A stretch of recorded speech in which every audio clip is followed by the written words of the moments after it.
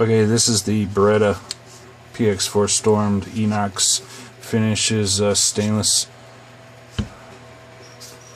Here's the trigger release, safety, 20 round magazine.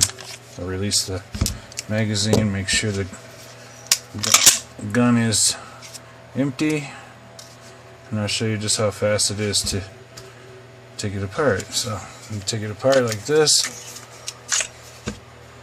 take the spring off, take the barrel out, put the barrel back in. You want to make sure that groove is on the upside. Lock it back in with some tension. Put your frame back on. I usually do it upside down. It's easier to line it up. And you're done. That's it.